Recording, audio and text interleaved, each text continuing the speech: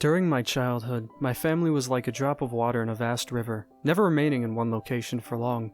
We settled in Rhode Island when I was 8, and there we remained until I went to college in Colorado Springs. Most of my memories are rooted in Rhode Island, but there are fragments in the attic of my brain which belong to the various homes we had lived in when I was much younger. Most of these memories are unclear and pointless, chasing after another boy in the backyard of a house in North Carolina, trying to build a raft to float on the creek behind the apartment we rented in Pennsylvania, and so on. But there is one set of memories which remains as clear as glass, as though they were just made yesterday. I often wonder whether these memories are simply lucid dreams produced by the long sickness I experienced that spring, but in my heart, I know they are real. We were living in a house just outside the bustling metropolis of New Vineyard, Maine, population 643. It was a large structure, especially for a family of 3. There were a number of rooms that I didn't see in the 5 months we resided there. In some ways it was a waste of space, but it was the only house on the market at the time, at least within an hour's commute to my father's place of work. The day after my 5th birthday, attended by my parents alone, I came down with a fever. The doctor said I had mononucleosis, which meant no rough play and more fever for at least another 3 weeks. It was horrible timing to be bedridden. We were in the process of packing our things to move to Pennsylvania, and most of my things were already packed away in boxes, leaving my room barren. My mother brought me ginger ale and books several times a day, and these served the function of being my primary form of entertainment for the next few weeks. Boredom always loomed just around the corner, waiting to rear its ugly head and compound my misery. I don't exactly recall how I met Mr. Widemouth. I think it was about a week after I was diagnosed with mono. My first memory of the small creature was asking him if he had a name. He told me to call him Mr. Widemouth because his mouth was large. In fact, everything about him was large in comparison to his body. His head, his eyes, his crooked ears, but his mouth was by far the largest. "You kind of look like a Furby," I said as he flipped through one of my books. Mr. Widemouth stopped and gave me a puzzled look. "Furby? What's a Furby?" he asked. I shrugged. "You know, the toy, the little robot with the big ears. You can pet and feed them, almost like a real pet." "Oh," Mr. Widemouth resumed his activity. "You don't need one of those. They aren't the same as having a real friend." I remember Mr. Widemouth disappearing every time my mother stopped by to check in on me. "I lay under your bed," he later explained. "I don't want your parents to see me because I'm afraid they won't let us play anymore." We didn't do much during those first few days. Mr. Widemouth just looked at my books, fascinated by the stories and pictures they contained. The 3rd or 4th morning after I met him, he greeted me with a large smile on his face. "I have a new game we can play," he said. "We have to wait until after your mother comes to check on you, because she can't see us play it. It's a secret game." After my mother delivered more books and soda at the usual time, Mr. Widemouth slipped out from under my bed and tugged my hand. "We have to go to the room at the end of this hallway," he said. I objected at first, as my parents had forbidden me to leave my bed without their permission, but Mr. Widemouth persisted until I gave in. The room in question had no furniture or wallpaper. Its only distinguishing feature was a window opposite of the doorway. Mr. Widemouth darted across the room and gave the window a firm push, flinging it open. He then beckoned me to look out at the ground below. We were on the 2nd story of the house, but it was on a hill, and from this angle the drop was further than 2 stories due to the incline. "I like to play pretend up here," Mr. Widemouth explained. "I pretend that there's a big, soft trampoline below this window, and I jump. If you pretend hard enough, you bounce right back up like a feather. I want you to try." I was a 5-year-old with a fever, so only a hint of skepticism darted through my thoughts as I looked down and considered the possibility. "It's a long drop," I said. "But that's all part of the fun. It wouldn't be fun if it was only a short drop. If it were that way, you may as well just bounce on a real trampoline." I toyed with the idea, picturing myself falling through thin air only to bounce back to the window on something unseen by human eyes, but the realist in me prevailed. "Maybe some other time," I said. "I don't know if I have enough imagination. I could get hurt." Mr. Widemouth's face contorted into a snarl, but only for a moment. Anger gave way to disappointment. "If you say so," he said. He spent the rest of the day under my bed, quiet as a mouse. The following morning, Mr. Widemouth arrived holding a small box. "I want to teach you how to juggle," he said. "Here are some things you can use to practice before I start giving you lessons." I looked in the box. It was full of knives. "My parents would kill me," I shouted, horrified that Mr. Widemouth had brought knives into my room, objects that my parents would never allow me to touch. "I'll be spanked and grounded for a year." Mr. Widemouth frowned.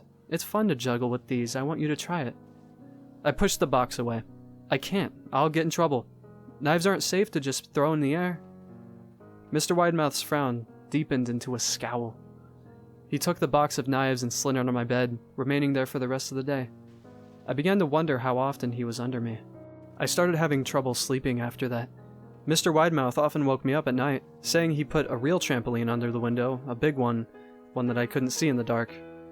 I always declined and tried to go back to sleep, but Mr. Widemouth persisted. Sometimes he stayed by my side until the early morning, encouraging me to jump. He wasn't so much to play with anymore. My mother came to me one morning and told me I had her permission to walk around outside. She thought the fresh air would be good for me, especially after being confined to my room for so long. Ecstatic, I put on my sneakers and trotted out to the back porch, yearning for the feeling of sun on my face. Mr. Widemouth was waiting for me. "I have something I want you to see," he said. I must have given him a weird look because he then said, "It's safe, I promise." I followed him to the beginning of a deer trail which ran through the woods behind the house. "This is an important path," he explained. "I've had a lot of friends about your age. When they were ready, I took them down this path, to a special place. You aren't ready yet, but one day, I hope to take you there." I returned to the house, wondering what kind of place lay beyond that trail. 2 weeks after I met Mr. Widemouth, the last load of our things had been packed into a moving truck. I would be in the cab of that truck, sitting next to my father for the long drive to Pennsylvania. I considered telling Mr. Widemouth that I would be leaving, but even at 5 years old, I was beginning to suspect that perhaps the creature's intentions were not to my benefit, despite what he said otherwise. For this reason, I decided to keep my departure a secret. My father and I were in the truck at 4 a.m. He was hoping to make it to Pennsylvania by lunchtime tomorrow with the help of an endless supply of coffee and a 6-pack of energy drinks. He seemed more like a man who was about to run a marathon rather than one who was about to spend 2 days sitting still. "Early enough for you?" he asked. I nodded and placed my head against the window, hoping for some sleep before the sun came up. I felt my father's hand on my shoulder. "This is the last move, son. I promise. I know it's been hard for you, as sick as you've been.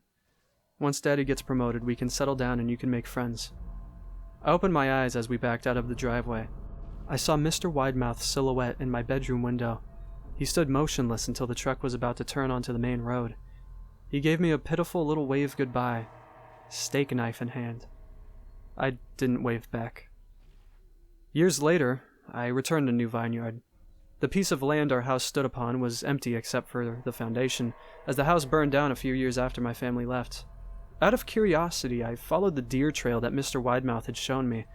Part of me expected him to jump out from behind a tree and scare the living bejesus out of me, but I felt that Mr. Widemouth was gone, somehow tied to the house that no longer existed. The trail ended at New Vineyard Memorial Cemetery. I noticed that many of the tombstones belonged to children. That was Mr. Widemouth, and this is the review section of the video. This is the first one that I'm actually writing a script for, so that's also cool. I honestly loved that story though. It was very effective in the horror and got straight to the point. I find that horror is especially effective in stories and creepypastas when it forces you to think and connect dots, as opposed to laying things out in front of you. I also liked how the antagonist wasn't some big scary monster or murderer, but just a little furry. It was very unique and creepy in its own right. I will say though, his strategy was a little all over the place. The window thing was great, but juggling knives would not nearly be enough to murder someone. I mean, like, yes, there's a possibility like you could throw a knife up and it lands directly in your eyeball or something, but, you know, likelihood of that is low. You'll probably just get a nick on your finger or something. Regardless, the creepiness is still there, and it still conveys that this creature gets his kicks from harming children. Much like the I can't say that. Oh. Something else that is worthy of praise is the quality of writing. I've said it in these reviews before, but you never know what quality of writing you're going to get in a creepypasta, as literally anyone can make one. This story was very well written though, and that's always a very pleasant surprise. I think that's everything I had to say on Mr. Widemouth though. A very good, simplistic, and effective horror story, and furthermore, one of the best I've read for this channel so far. I'm going to start giving these stories ratings at the end of my review sections, so this will be the first one to get a rating. But this one will get an 8.5 out of 10. Take care of yourselves, and have an amazing day.